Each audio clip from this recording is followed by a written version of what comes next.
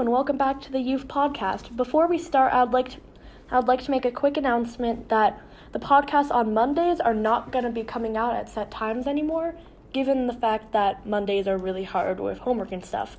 So yeah, let's just jump right into it.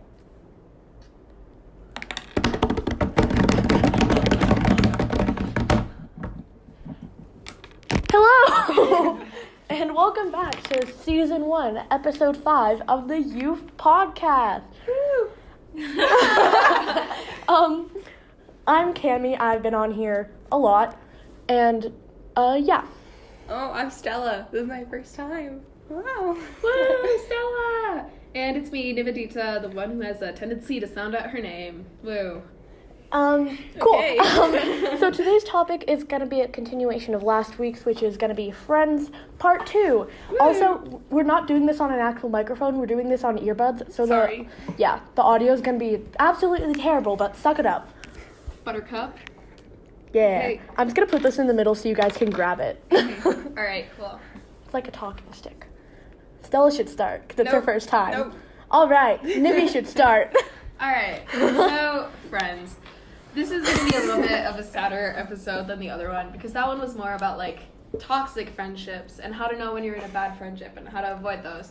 But for us, we've been friends for quite a bit now, but we've noticed some things over the years and they're a little sadder, but we're just going to talk a little bit about how like people change and how friendships change over time and how the friendship you might start in isn't the one you're still in. And yeah. Mm-hmm.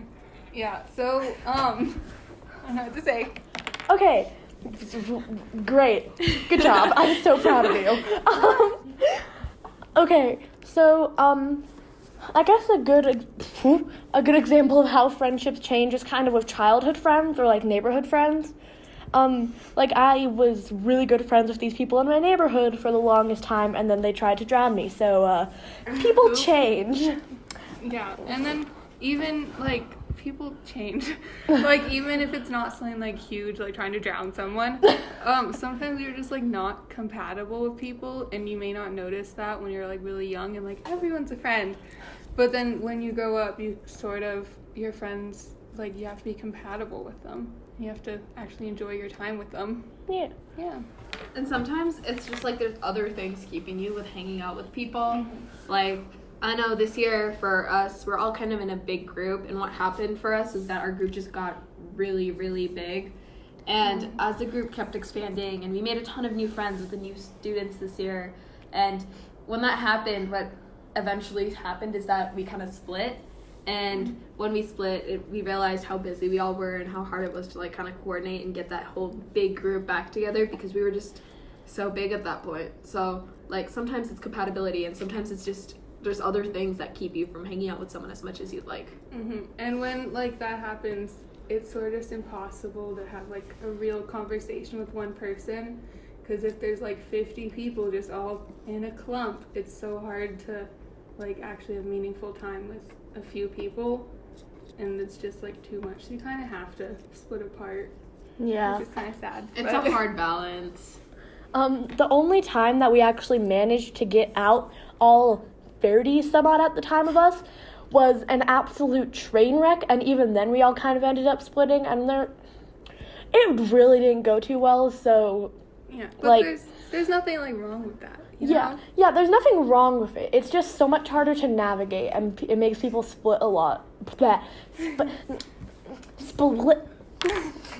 You got Split. this. Shut up. Split apart a lot easier. Yeah.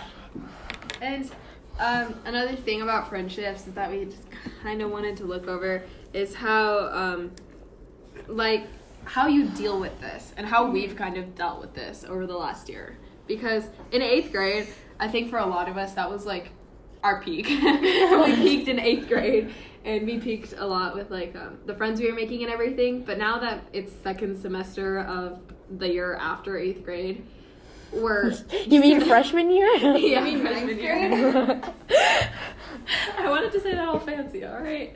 We're trying to figure out how to do it, and it's kind of working because it was a lot more raw and like brutal when in first semester, we just like had recently sort of split up. Again, we didn't like have a meeting or anything, and we didn't hate each other. This didn't happen because of a drama or anything. We had we had a board meeting trying to figure out the most strategic way to split. All right, so I think you'll be better friends with her, and then you can go over with them. No, that never happened. We just it just did. It just happened. And that's like natural. Like that. Yeah. Just whoever's better friends with other people will just tend to hang out more. And that's just how it happens. Yeah, especially if like. You want me to describe it? Especially if like relationships or something are added into the mix, link in the description. No, link in the description to the relationships podcast. But especially when those are thrown into the mix, especially because just starting out high school, everyone does want to have them, as we mentioned in that one. But once relationships are there, it's just kind of a lot harder to split up as well. Like I know. I ended up being really good friends with people for a while just because my girlfriend was friends with them. And even though we're still friends, but we weren't like the most compatible people possible. Ooh, that's a tongue twister. All right, so tip number 1 for dealing with changing friendships. Communication. Okay, but communication should be number 1 in every single relationship. That's true. So when that started happening, I noticed for me, I was just kind of not hanging out with as many people as I'd like to, and I was trying to hang out with, like, everybody, and in doing so, I wasn't really, like, being in depth with anybody. So what I thought I should do, and what I sort of integrated into my life, was having conversations with people, and then instead of drifting away to, say, another conversation so I could talk with as many people as possible, I try to focus on that person and what I was talking to with them, so then I could make sure that, like, what we had was something tangible and something real. And then when I realized that I wasn't really seeing or talking to one person as much, I just tried to make more of an effort to talk to them and sort of address why I felt like I was being a little left out, or why I felt like me and that person shouldn't hang out as much. I did a sort of similar thing where at the beginning of the year especially, I sort of felt like I had to talk to each individual person for like a certain amount of time, or else we just like wouldn't be friends anymore, which is not at all realistic. Yeah, and don't so do that. It put so much pressure on me that I couldn't even enjoy the time that I was spending with them. So it has to be a lot more natural and just like if you see them and you say hi and stuff. Yeah. With the new kids especially, I was trying really, really hard to be friends with the new kids as well as be really good friends with all my old friends, as well as make new friends that already went to the school, and it was just too much effort. No, like it was just too much that you had, oh my god, that I had to put into that emotionally, that it was just kind of like, is it worth it? Mm-hmm. Season 1, episode 5, the season in which Cami forgets how to talk. Shut up. That, like, every day? Yeah, I was gonna say.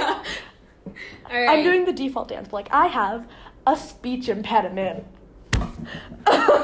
Dab. Right, tip number 2. What is it? I don't know what it is. Tip number 2. This is not scripted. Woohoo! I thought you were going to say not sponsored. No, it's not please sponsored sponsor either. us. Oh my god, did you know that now when you search youth podcast, we're the first result? Yeah. Oh my god, our first episode got 100 views. 100 views. Alright, I'm not saying anything, but like, we're getting kind of big, so I'm expecting the money to start rolling in, the sponsorships. If you want to sponsor us, just like hit us up, you know? Yeah, please. Wait, we finally surpassed that, like, youth ministry group? I think so. Yeah. It's an achievement. Alright. Anyway, tip number 2. I was about to say something that I shouldn't have said. Anyway. Good. So we're moving on. Okay, tip number 2. What is it? Drum roll, please. Keep going. Don't try to be friends with everyone just because you want to be popular. That was a good one. The real tea, sis. Literally exit. Exit right there. There's a door. Go out it. Use it. Oh my gosh. Fun fact. Being popular isn't great. I was about to call you out. Yeah, no, I've tried, trust me. Well, I didn't really try. So, like, a few years ago, I was just friends with a lot of people, and I started realizing that I was like gravitating towards people with more of a social status, and I was just kind of spending more time with them, even though they wouldn't really prioritize me. And I mean, it wasn't bad because I still think those people are great, and I still liked my friendships with them. But then I realized like I have other friends that are as great, if not better, and those friends are giving me more than these other people could. So then instead of trying to focus on like how many friends I could have and how like influential I could be, I just tried to focus on finding people that made me happy, and it worked. I also think a lot of times. So why? You might, even if you don't want to or you're not like intending to, people can tend to put like popular people and people with more like followers or friends or whatever sort of on a pedestal, and you'll think like, if I was like them, my life would be so much better, and you sort of tend to blame all your problems. Like I do this a lot on not having the same things, and so that kind of sort of makes you want to gravitate towards those people, even if it's like against your best judgment and you know that you have good friends and that they're better to you. Disclaimer. So we don't have anything against any of these people we're describing. We just want to acknowledge that like everyone's human and everyone has their own problems, and sometimes if you're hanging out with someone like that, it's easy to forget that they have problems too, and it's easy to kind of latch onto them in hopes that they can solve all your problems. And have it be like a false reality that you sort of made up in your head. But like no one really has all of the good stuff that you may think they do. Yeah. I mean, everyone gravitates towards their own kind of people, and like some people are just kind of better at talking to people, and like or there's a personality that more people gravitate towards, and like that's fine. That's not bad on them, that's not bad on the other people. It's simply their personality. And other people have personalities that are more antisocial and introverted, and that's fine too. Yep, nothing. I just pointed to myself, that's all. Alright. Tip number 3. Tip number 3. Stella should do this one. No, I don't know. Alright. Number 3. Burger King. Nivedita. Already said one. Oh, You're the only one that hasn't done one, you silly. Say another. Tip number 3. Number 3. Just like ad-lib. All right, tip number 3, 3. gang. So you just kind of gotta think about tips with your friends, because I mean it's clearly difficult for anyone to think of things that work with their friends. And disclaimer, nothing we say. Okay. Tip number 3. Tip number 3. I can't blame you if you skipped over the last 4 seconds. Oh, right. Tip number 3 is to not judge people when you first meet them. We only have 2 more minutes to cover this one. Good to know. I don't know, some people just may give off a really different first impression than what they actually are. Stop it. Time. Anyone else? Comments? Yeah, don't judge Questions, people. comments, concerns. Oh my god. Yeah, don't judge people because of how they look, how they act, blah, blah, blah. Get to know them, blah, blah, blah. You might be friends with someone that you never expected, blah, blah, blah. Yeah, friends are great. In Number 4. conclusion. No, number 4. Yeah. This one's such a mess. Oh my god. I mean, yeah. Yeah. I'm trying to think of how to... No, not yet.